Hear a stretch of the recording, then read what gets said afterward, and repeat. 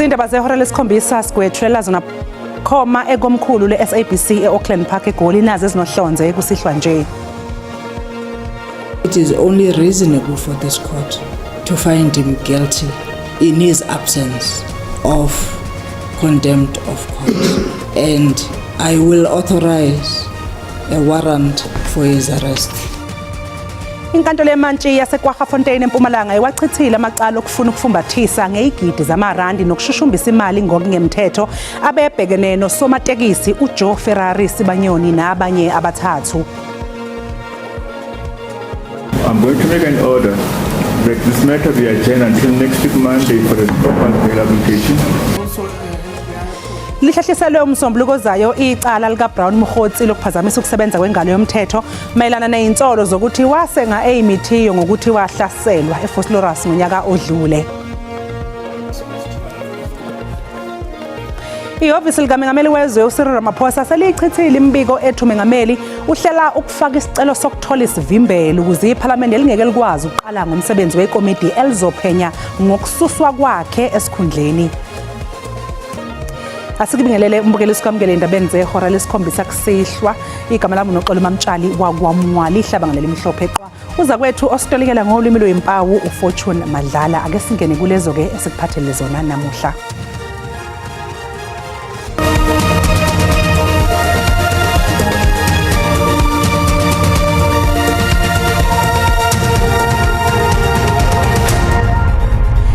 Inkantolo yemantshi yaseKwaGafontein wachithile amacala okushushumbisa imali nokufuna ukufumbathiswa abebhekene nosomabhizinisi uJoe Sibanyoni nabathathu abesolwa nabo. Lokhu kwenzeke emva kokuba umshushisi uAdvocate Mkhuseli Ntaba engazange alibhade enkantolo namhlanje ekseni. Lena kuyona ndlela imanje echaze ngayo kuyiphatha komshushisi ombuso Advocate Mkhuseli Ntaba. uNtaba uyena lo beshushisa isicelo sebail sikasomatekisi waziwa kakhulu uJoe Sibanyoni kanye nabesolwa nababathathu. Yizo Advocate Ntaba wayetshelile inkantolo ngolwesihlanu ukuthi ngeke aze bekhona namhlanje mangabe seqhutshwa necala ngenxa ukuthi kukhona azobe matasa ngakho. Ubengabona nangokhalo ngampela eksene enkantolo. Imanje beyisimthola njengomuntu odelela inkantolo yabe isikhipha umyalelo ukuthi awakhalele yena ke manje amasongo kasigonyela.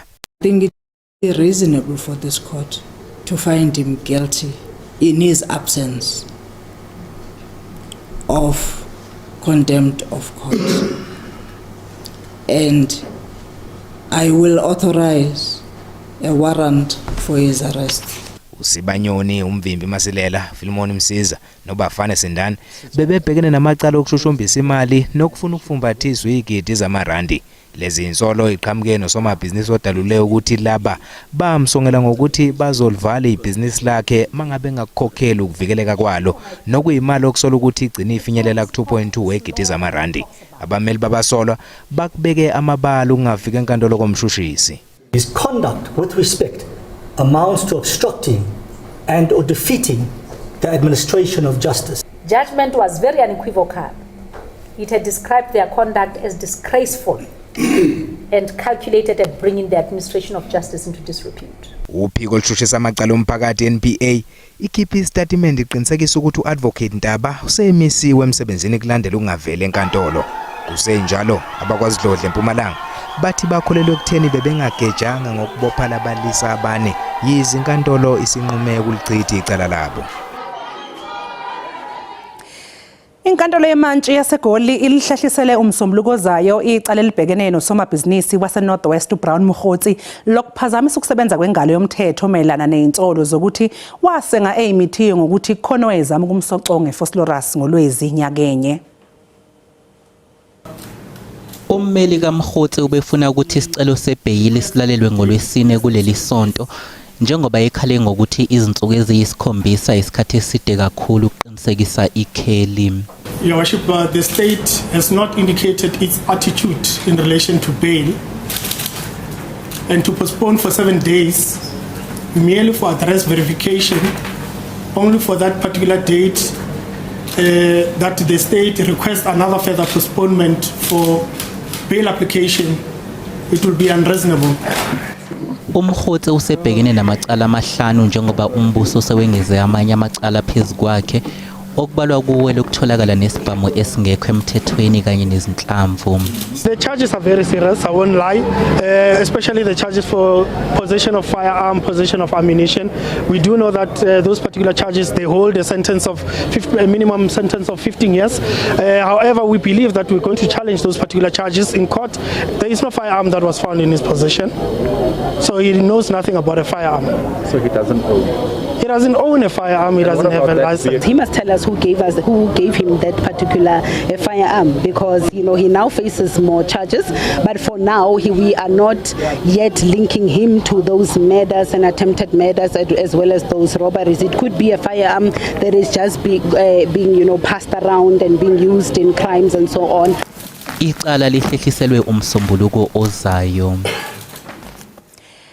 Ihhovisi likaMengameli uCyril Ramaphosa lithi imibiko yangempela sonto yokuthi uMengameli uzofaka isicelo esiphuthumayo esihlose ukuvimba inqubo yePhalamende yokumsusa esikhundleni ayilona iqiniso, kanti amaqembu ezombusazwe athi yize nethemba lokuthi uMengameli ngeke akuvimbele lokhu, kodwa ke uma kunjalo bazobe bekulungela ukumelana nesinyathelo sakhe.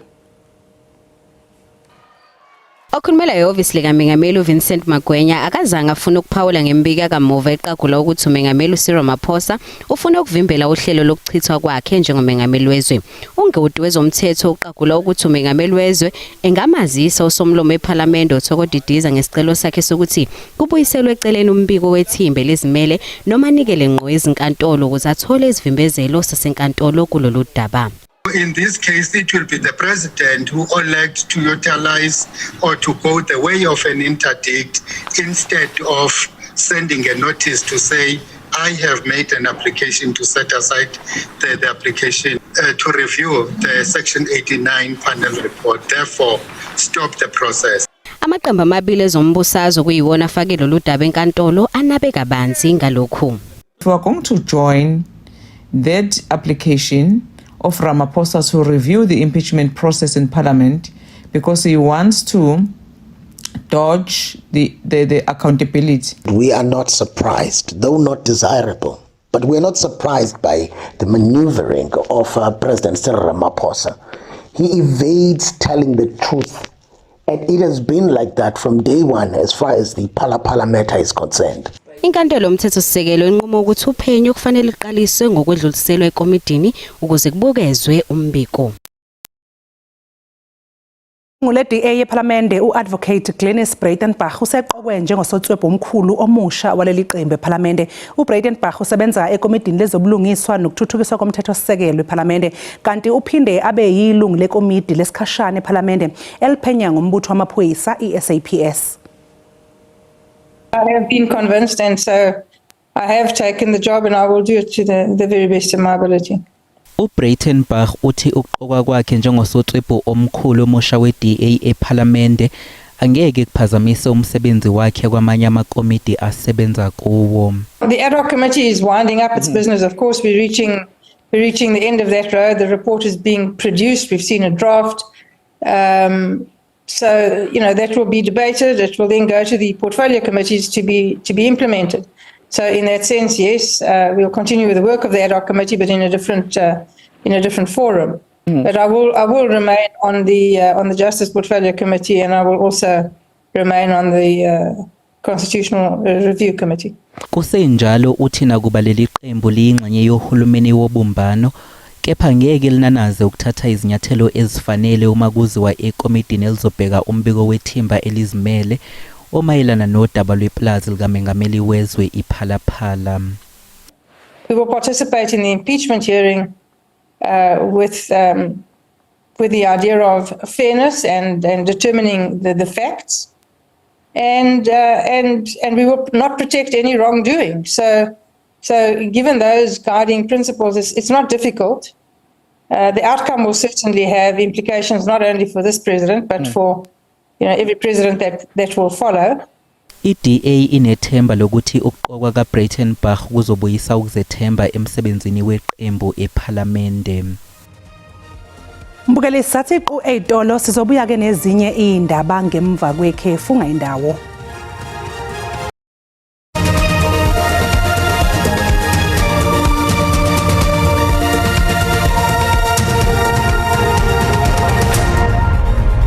Siphinde sikubingelele mbukeli sikwamukele uma ngabe usanda kungena sikukhumbuzeke ukuthi lezi indaba ziyatholakala ku YouTube na ku SABC Plus.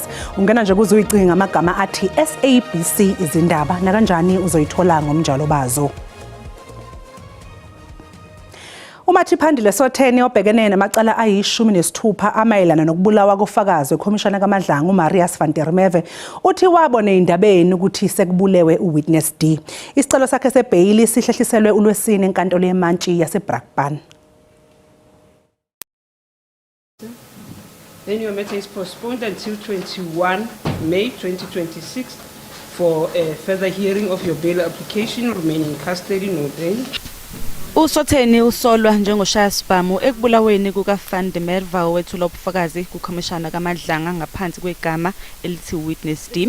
Ubhekene namacala abucayi ayi-16 okuhlanganisa kuwo itulo lokubulala, ukubulala amathathu, ukuzama ukubulala kanye nokutholakala nesibhamu nezinhlamvu okungekho emthethweni. Umbuso usuwengezile amanye amacala ayisishiyagalombili. The accused did unlawfully have in his possession the following ammunition. It was an unknown number of AK-47 automatic rifle ammunition without being holder of a license in respect of the firearm capable of discharging that ammunition. Encwadini efungelwe kaMathiphandile Sotheni efundwe phambi kwenkantolo ngummeli wakhe uyaphika ukuthi wabulala. There is no evidence that the state has in its possession that will demonstrate that I have a propensity to violence. I've never expressed any threat to any person. I do not have any domestic violence, harassment orders and/or protection orders against me. uSotheni ubevela kwesithathu enkantolo selokhu aboshwa ngoNdasa kanti utshele inkantolo ngencwadi efungelwe ukuthi ukulungele ukuqulwa kwaleli cala ukuze aveze ukuthi umsulwa. uSotheni uzobuyela enkantolo ngoLesine mhla zingama-21 ukuze aqhubeke nesicelo sakhe sebhayili. Inkantolo ephakeme yaseMgungundlovu izwe ukuthi ofakazi bombuso abane ecaleni lokubulawa kukaSindiso Magaqa abasekho emhlabeni njengoba icala liqhubeka nokubambezeleka ukuqulwa kwalo. Umshushisi wecala usole kakhulu ummangalelwa uZoliphansi Sikhosana owayengumphathi kumasipala waseMzimkhulu ngokushintshashintsha abameli okuyikhona ke okubambezela icala. Umshushisi uveza ukuthi bane ofakazi bombuso sebeshonile kusukela leli cala laqala ukungena ezinkantolo. Umshushisi wombuso Advocate Elvis Gqweka utshela inkantolo ngokungagculiseki kofakazi abangena ohlelweni lokuvikelwa kofakazi abakhathazekile ngokudonsa kwaleli cala. We have other witnesses that ever since this matter started, those witnesses are kept in the witness protection. For each and every postponement, my lord, now we have to explain to those witnesses, we have to beg them, my lord, to remain in the witness protection. Umndeni kaMagaqa nawo udumele. It seems as if this matter is being delayed intentionally just because accused number 3 is changing lawyers often. And this case is a well-known case worldwide. Now it must come to an end. Yezinkantolo ivumelene nesicelo sikamangalelwa sokuba kwengezwe isikhathi ijaji Mluleki Cici uXwayiso Sikhosana ukuthi inkantolo ngeke kubekezelele ukubambezeleleka. Icala libe selihlehlela umhla ka-3 kuJuni. Kwindaba ze-SABC ngo-Ayanda Mhlongo eMgungundlovu. Bavele kafushane enkantolo yeMantshi yaseMakupane ugogo nomkhulu abathweswe icala lokubabudedengu emva kokunyamalala komzukulu oneminyaka emibili ubudala uMphile Sithole. Icala labo lihlehliselwe umsombuluko wesonto elizayo nalapho ke kulindeleke ukuthi bafake isicelo sebhayili. Ugogo uVinyolo Yamabhuwela nomkhulu uJacob Lidwaba bathweswe icala lokubabudedengu ngokungayinaki ingane. One will ask himself as to why are they only arrested now, because the state is alleged that the offences were committed from January to May 2026. Ummeli wabo ke uchazela inkantolo ukuthi abasolwa abasebenzi baphila ngesibonelelo sikahulumeni. One, Your Worship, she instructs that she does not have records of previous convictions, no pending cases, no warrant of arrest outstanding against her.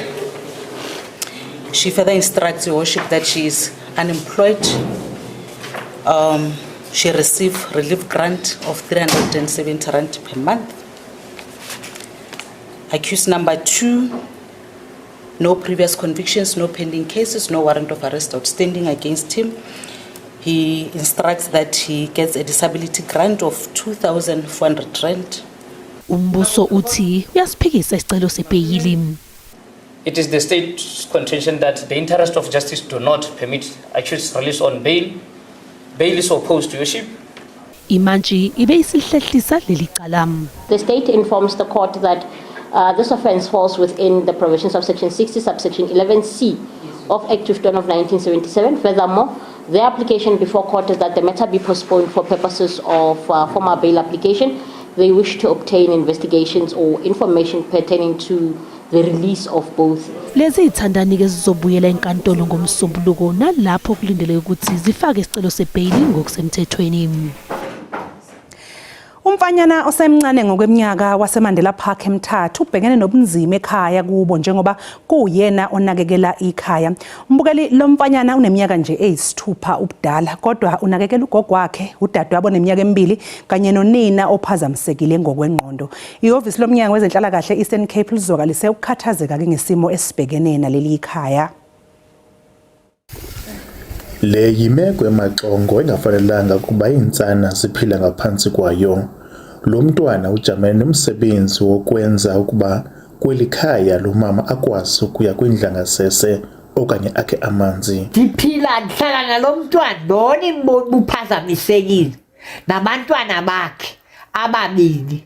Ndihola igrant, ndiphila ngegrant yokuba disabled. Lo makhulu kwaba bantwana uthi ukuba nje unontlalontle bangabathatha abantwana kuyobe kuphelile ngaye. Ngicela uncedo kuba abantwana bendingafuni bangabathathe zi-social work kuba bayandinceda.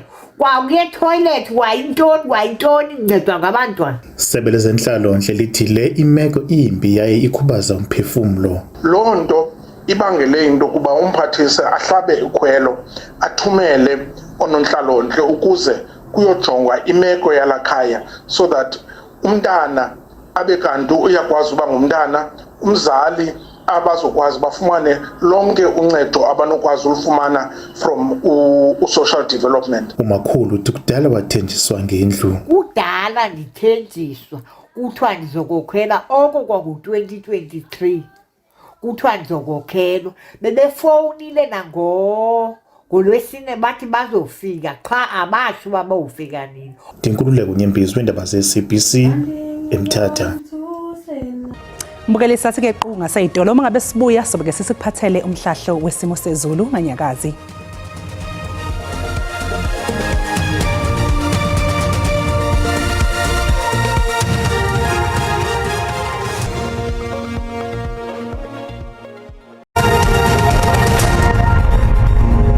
Nginibingela babukele emakhaya ngiphinde nginamukele ngesimo sezulu sanamhlanje kusihlwa ake sibethe sime kanjani zoqaphela nje mbukeli mancane ke nje amathuba emvula alindelekile nje khona ke sifundazweni iNorthern Cape kanjalo nje sifundazweni iWestern Cape ngasho nje ukuthi limpoze ngamafoke izulu kakhulukazi ePramabex sekhona ke nje eMthatha kepha amaBex sekhona ke nje ukelikaMthania ngasho nje ukuthi liphenyile ke nje izulu ke namhlanje kusihlwa kanti ke amazinga okushisa kusasa ame kanje zoqaphela nje mbukeli makhulu ke nje amathuba emvula amakhulu alindelekile ke nje khona ke eGqeberha kuye njalo nje George nakhona ke nje sifundazweni iNorthern Cape kanti ke isixwayiso sethu ke sakusihla siphuma khona kwa South African Weather Service sime kanje uzoqaphela nje mbukeli khona ke lo amoya kuvunguza ngamandla ungadalona kuba ulwandle lugubhe amagagasi khona ke nje eKapa Lodomo kanti futhi nakusasa singasilindela nje isixwayiso esifanayo saba ulwandle lugubhe amagagasi khona ke nje eKapa Lodomo kanti ke amazinga okushisa kusasa ame kanje kakhulukazi ePramabex khona ke nje eGoli Soweto kaNdonga ziyaduma ngasho nje ukuthi liyabanda ngawo nje u16 bani njalo ke nakhona ke nje Pretoria singawulindela nje u9 kanti ke masibheke nje khona ke sifundazweni iLimpopo amazinga okushisa ame kanje ngasho nje ukuthi lifudumeleke eMosena ngo24 kuye njalo nje eGiyani singawulindela nje u24 kanti ke nje masibheke nje khona ke sifundazweni eMpumalanga amazinga okushisa ame kanje ngasho nje ukuthi liyabanda ke nje eMelo ngawo nje u19 singawulindela nje u3 ebusuku kuye njalo ke nje eMbombela thana ukuthi nje lifudumala ke nje ngawo 22 kepha ke liyabanda ebusuku ngawo nje u11 masibheke nje khona ke esifundazweni iKwaZulu Natal eThekwini eClermont kwaMashu eMlazi ngasho nje silifudumele ngo-23 kuye njalo Olunde Denny Dalton kuye njalo nje eFryhead singawulindela nje u-21 kanti ke Potchefstroom limi nje ku-23 masibheke nje khona ke esifundazweni iEastern Cape amazenga okushisa ame kanje lithanda ukuthi nje liphola ke Gqeberha ngo-21 mobhekise khona ke nje eMthatha limi nje ku-22 kanti ke ebusuku singawulindela nje u-12 mobheke nje khona ke esifundazweni iWestern Cape amazenga okushisa ame kanje ngasho nje silipholile ke nje iKapa lodumo ngo-21 kepha ke nje ebusuku singawulindela nje u-15 kanti ke George limi nje ku-20 masibheke nje khona ke esifundazweni iNorthern Cape amazenga okushisa ame kanje eKimberley lithanda ukuthi nje lifudumale ke nje ngawo-23 kanti ke liyabanda ebusuku ngo-8 bande njalo ke nje eSpringbok singawulindela nje u-15 ebusuku kanti ke emini limi nje ku-21 masibheke nje khona ke eFree State amazenga okushisa ame kanje eBethlehem liyabanda ngo-19 libande njalo ke ebusuku singawulindela nje u-1 kanti ke Bloemfontein limi nje ku-24 kanti ke ebusuku lithanda ukuthi nje libandeke nje ngawo nje u-4 kanti masibheke nje khona ke esifundazweni iWestern Cape eNorthern Cape amazenga okushisa ame kanje masibheke nje khona ke Rustenburg ngasho nje ukuthi lipholile ngo-21 phole njalo ke nakhona ke eMahikeng singawulindela nje u-21 kanti ke ebusuku limi nje ku-8 ngisibeka lapho ke isimo sezulu sanamhlanje kusihlwa mina ke ngiyintombi kaMadlamini olangelihle ngoba libalele ngithi konke kufeziwe.